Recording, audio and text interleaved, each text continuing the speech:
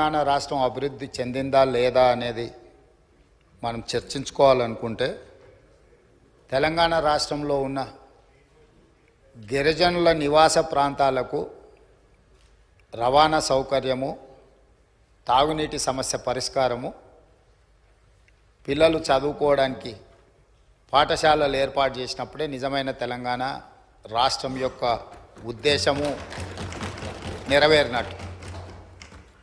ఈ మధ్యకాలంలో నేను చాలా విషయాలు నా నియోజకవర్గంలో కూడా తమరికి తెలుసు, తమరి పక్కనే ఉంటుంది బొమ్మరాజపేట మండలం. దాదాపుగా 72 తండాలు ఉన్నాయి ఒక మండలంలో. చాలా తండాలకు రవాణా సౌకర్యం లేదు, కానీ అవి గ్రామ పంచాయతీలుగా మారినాయి. ఆ ఊర్లో పాఠశాల లేకపోయినా, ఆ ఊరికి రోడ్డు లేకపోయినా, కొన్ని తండాలలో కరెంటు లేకపోయినా మనం వాటిని గ్రామ పంచాయతీలుగా వాటికి హోదా ఇచ్చినాం. అందుకే ఈ ప్రభుత్వం నిశితంగా గమనించి ఈ తెలంగాణ రాష్ట్రంలో ఉన్న అన్ని తండాలలో గ్రామ పంచాయతీలుగా రూపాంతరం చెందిన, గతంలోనే గ్రామ పంచాయతీలుగా ఉన్న తండాలకు ఖచ్చితంగా తండాల నుంచి మండల కేంద్రానికి 100% బీటీ రోడ్డు వెయ్యాలి అని మా ప్రభుత్వం నిర్ణయం తీసుకున్నది. అందుకే రాష్ట్ర ప్రభుత్వం ప్రత్యేకమైన కార్యాచరణ తీసుకొని ఇప్పటి వరకు నిర్లక్ష్యానికి గురైన తండాలను, గూడాలను, మారుమూల ప్రాంతాలను అభివృద్ధి పదం వైపు నడిపించాలని ఈ ప్రభుత్వం భావిస్తుంది. తండాలలో, గూడాలలో విద్యుత్తు సమస్య పరిష్కారానికి, విద్య సమస్య పరిష్కారానికి, ఆ తండాల నుంచి మండల కేంద్రాలకు కనీసం ఒక్కటైనా బీటీ రోడ్డును ఏర్పాటు చేసే సమస్య పరిష్కారానికి, మండలాల నుంచి జిల్లా కేంద్రానికి మిగిలిపోయిన డబుల్ రోడ్లు ఏవైతున్నాయో వాటిని పూర్తి చేయడానికి, జిల్లా కేంద్రాల నుంచి హైదరాబాద్ నగరానికి 4 లేన్ రోడ్స్ వేయాలని ఈ రాష్ట్రంలో ఎక్కడైనా ప్రతి వాడికి ఒక మంచి రవాణా సౌకర్యం ఏర్పాటు చేయడం ద్వారా ఇవాళ పేదవాళ్ళు కష్టపడి వాహనాలు కొనుక్కుంటున్నారు, కానీ సొంత ఊరికి పోవాలంటే రోడ్డు ఉండడం లేదు. సైకిల్ మోటార్ల మీద పోయి గుంతలలో పడి కింద పడి భార్య పిల్లలతో పోతూ ప్రమాదానికి లోనై చనిపోతున్నారు. దీనికి కారణం మనం సరైన మౌలిక వసతులు ఏర్పాటు చేయకపోవడం. అందుకే రాష్ట్ర ప్రభుత్వం ప్రత్యేకమైన కార్యాచరణ తీసుకొని ఇప్పటి వరకు నిర్లక్ష్యానికి గురైన తండాలను, గూడాలను, మారుమూల ప్రాంతాలను అభివృద్ధి పదం వైపు నడిపించాలని ఈ ప్రభుత్వం భావిస్తుంది. తెలంగాణ అభివృద్ధి అంటే తండాలలో, గూడాలలో కనీస సౌకర్యాలను ఏర్పాటు చేసినప్పుడే తెలంగాణ రాష్ట్ర అభివృద్ధి జరిగినట్టు అని బలంగా మా ప్రభుత్వం భావిస్తుంది. గౌరవ ముఖ్యమంత్రి గారు మాట్లాడిన విధానం ఏదైతుందో రాష్ట్ర ప్రజలని మొత్తం సభని తప్పుదోవ పట్టించే విధంగా చాలా దుర్మార్గంగా మాట్లాడారు సార్. ఇది టీఆర్ఎస్ ఎంపీలు ఫార్మ్ బిల్స్కి మద్దతుగా నిలబడ్డారు, ఓటేసినారు అని చెప్పి చాలా అన్యాయంగా మాట్లాడారు. అధ్యక్ష ఒక్క మాట, అధ్యక్ష రామ్నాథ్ కోవింద్ గారి ఎలక్షన్ గురించి చెప్పారు. అవును సార్, ఎస్, మేము ఏం చేసినా బాజాప్తా చేసినాం.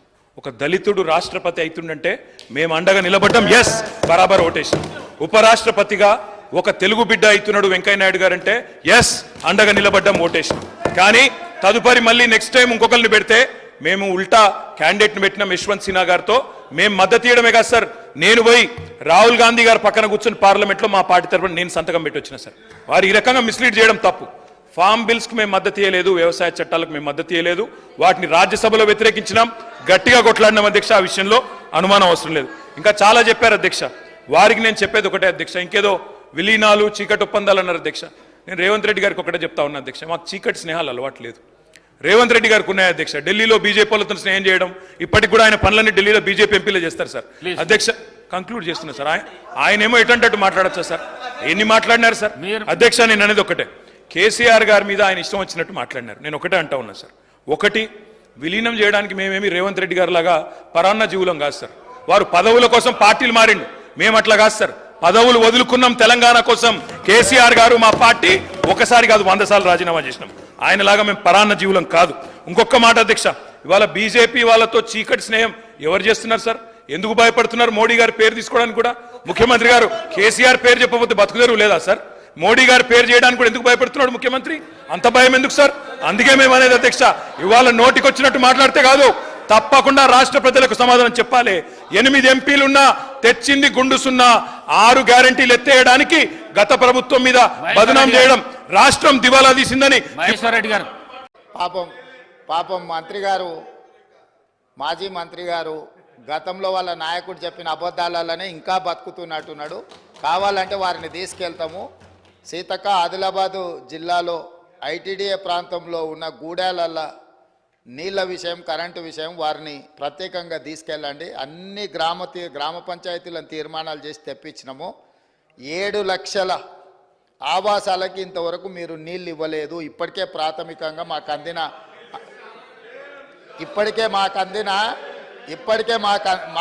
అందిన సమాచారము. కాబట్టి అధికారిక లెక్కలు మీకు ఇస్తాము. ఎందుకంటే మీరు తప్పులు చేసి ఆ చేసిన తప్పులను ప్రజలు గుర్తించి ప్రజల్ని మిమ్మల్ని శిక్షించినా కూడా మీరు మారడం లేదు. సో ఆ దేవుడు మీకు ఒక మంచి ఆలోచనను కలిగించాలని మేము కోరగలం, ప్రార్థన చేయగలం. ఈ పక్క నుంచి ఇంకా మేము చేయగలిగింది ఏముంది అధ్యక్ష? అందుకే అధ్యక్ష, ఈరోజు మా ప్రభుత్వం తెలంగాణ అభివృద్ధి అంటే తండాలలో, గూడాలలో కనీస సౌకర్యాలను ఏర్పాటు చేసినప్పుడే తెలంగాణ రాష్ట్ర అభివృద్ధి జరిగినట్టు అని బలంగా మా ప్రభుత్వం భావిస్తుంది. అధ్యక్ష, ఒకటి మాత్రం వాస్తవం, మీరు చాలా గొప్పగా చెప్పినారు. యూనియన్ బడ్జెట్ మీద రాష్ట్ర ప్రభుత్వం చర్చ ఎక్కడ జరగాలి సార్? చర్చ ఇది కేంద్ర ప్రభుత్వంలో, కేంద్రంలో, పార్లమెంట్లో. అక్కడ కాంగ్రెస్ ఎంపీలు గొంతిప్పాలి, కొట్లాడాలి. ఇవాళ లోక్సభలో లేరు, మాకు లేరు ఎంపీలు, వాళ్ళకున్నారు. నిన్న పంజాబ్ ఎంపీలేమో రోడ్డు ఎక్కింది సార్. అక్కడ కేంద్రంలో బడ్జెట్ పెట్టగానే అన్యాయం జరగగానే పంజాబ్ ఎంపీలు రోడ్డు ఎక్కి కొట్లాడింది. ఇవాళ మీరు ఇక్కడ ఎందుకు పెట్టినో మాకు తెలియదా? అక్కడ ఒక్క పైసా రాలేదు కాబట్టి, 21 ట్రిప్పులు వేస్ట్ అయినాయి కాబట్టి, విమానం ఖర్చులు వేస్ట్ అయినాయి కాబట్టి, ముఖం చెల్లక ప్రజల్లో ఏం సమాధానం చెప్పుకోవాలో తెలవక ఈరోజు ఇక్కడ చర్చ పెట్టి ఒక ప్రహసనంలాగా చేస్తున్నారన్న విషయం మాకు తెలియదా సార్? ప్రజలకు తెలియదా? మేము అనేది ఒకటే సార్, ఇవాళ బడే బాయ్ చోటే బాయ్ అని అన్నదమ్ముల అనుబంధం పండిస్తే ఏమొచ్చింది సార్ రాష్ట్రానికి? మేము చెప్పింది అదే కదా, మొదటి నుంచి చెప్తుంది అదే కదా. దయచేసి నేను గౌరవ ప్రభుత్వాన్ని కోరుతా ఉన్నా, మీరు ఏ రకంగా దీన్ని ముందుకు తీసుకొని పోదామంటే మన రాష్ట్రానికి జరుగుతున్న అన్యాయం విషయంలో మేము తప్పకుండా మీకు అండగా నిలబడతాం. మేము మీతో కలిసి వస్తాం. మీరు గతంలో రాలేదు, మీరు పార్లమెంట్లో ఆనాడు తెలంగాణకు అనుకూలంగా మాట్లాడలేదు. ఇక్కడ రాజ్భవన్ అడ్డం పెట్టుకుని మమ్మల్ని ఇబ్బంది పెడితే మీరు వాళ్ళకు అండగా నిలబడ్డారు తప్ప తెలంగాణ రాష్ట్రానికి, తెలంగాణ ప్రజల ప్రయోజనాలకు అండగా మీరు పని చేయలేదు. కానీ మేము అట్లా చెయ్యం. 100కు 100% తప్పకుండా తెలంగాణ ప్రజల ప్రయోజనాలే పరమావిధిగా మేము నిలబడతాం. భవిష్యత్తులో కూడా 4 కోట్ల ప్రజల తరపునే కొట్లాడతామని చెప్పి మళ్ళొక్కసారి విజ్ఞప్తి చేస్తూ, ఈ రోజు నడుము వంగిపోయే పరిస్థితుల్లో రాష్ట్రం ఉంటే ఆ నిజాలు చెప్పొద్దంట. లోపల క్యాన్సర్ ఉండాలి, ఎయిడ్స్ ఉండాలి, కానీ నేను మంచిగా ఉన్నా, ఎర్రగా బుర్రగా ఉన్నా, నాకు పిల్లని అండి పెళ్లి చేసుకుంటా అని అబద్ధాలు చెప్పి ముంచాలని చెప్పి వారు సూచన చేస్తున్నారు అధ్యక్ష. ఓన్లీ బడ్జెట్ కన్ఫైన్ అయ్యి మాట్లాడమని వారే అంటారు. ఏదో చీకటి ఒప్పందాలని ముఖ్యమంత్రి గారు మాట్లాడతారు, విలీనాలని ఉప ముఖ్యమంత్రి గారు మాట్లాడతారు. మీ ఇద్దరికి నేను స్పష్టంగా చెప్తా ఉన్నా, ఈ వేదిక ద్వారా చెప్తా ఉన్నా, ఎలాంటి చీకటి ఒప్పందాలు చేసుకోవాల్సిన దౌర్భాగ్యం మాకు లేదు. ముమ్మాటికి తెలంగాణ ప్రజల పక్షాన బ్రహ్మాండంగా ఇక్కడే ఉంటాం, గొంతు విప్పుతాం, మిమ్మల్ని అడుగడుగున ఎండగడతాం. 6 గ్యారెంటీలు ఏవైతే ఇవాళ కేంద్ర బడ్జెట్ మీద లేకపోతే కేసీఆర్ ప్రభుత్వం మీద నెపం వేసి తప్పించుకోవాలని మీరు ఏదైతే ఇవాళ ఒక డ్రామా చేస్తున్నారో తప్పకుండా దీన్ని ఎండగడతామని మాట కూడా విజ్ఞప్తి చేస్తాం. వదిలిపెట్టం, 6 గ్యారెంటీలు అమలయ్యేదాకా వదిలిపెట్టం. ప్రజల తరపున అడుగుతూనే ఉంటాం, కడుగుతూనే ఉంటాం. ఆ విషయంలో మీరు ఎట్టి పరిస్థితుల్లో ఆలోచన కూడా చేయాల్సిన అవసరం లేదు. చదువు రాకపోయినా, సంధ్య లేకపోయినా మాకు మంత్రులను చేసి ఇంట్లో కూసబెట్టలే. మేము కష్టపడి కింద నుంచి జిల్లా పరిషత్లో పనిచేసినాం, శాసన మండలిలో పనిచేసినాం, శాసనసభ్యుడిగా పనిచేసినాం, పార్లమెంటు సభ్యుడిగా పనిచేసినాం, ఈరోజు ముఖ్యమంత్రిగా పనిచేస్తున్నాం అధ్యక్ష. ఇదంతా స్వయం కృషితోని కష్టపడి తెలుసుకొని అవగాహన కల్పించుకొని సభలకు వచ్చినాం అధ్యక్ష. అయ్య పేరు తాత పేరు చెప్పుకొని ఇందులోకి రాలేరు. కాబట్టి దయచేసి వివాదాల వైపు చర్చ వద్దు, వివాదాల వైపు చర్చ వద్దు. మీరు ఈ చర్చలో పాల్గొనండి, ఈ చర్చలో పాల్గొని మీ అభిప్రాయం చెప్పండి. అధ్యక్ష, ముఖ్యమంత్రి గారికి సహనము, సంయమనము, ఓపిక ఉండాలి అధ్యక్ష. మాటి మాటికి ఓపిక కోల్పోయి ఈ రన్నింగ్ కామెంటరీ అవసరం అధ్యక్ష. అధ్యక్ష, నేను కూడా అనొచ్చు అధ్యక్ష, పేమెంట్ కోటాలో ముఖ్యమంత్రి పదవి కొట్టేసిన నేను కూడా అనొచ్చు. మాట్లాడడం మేము కూడా మాట్లాడతాం. అయ్యల పేర్లు చెప్పి పదవులు అంటే రాహుల్ గాంధీని అంటుండా, రాజీవ్ గాంధీని అంటుండా నాకు తెలియదు అధ్యక్ష. ఎవరిని అంటుండ అధ్యక్ష ఆయన? ఎవరి గురించి మాట్లాడుతున్నాడు ఇప్పుడు మినిస్టర్ గారు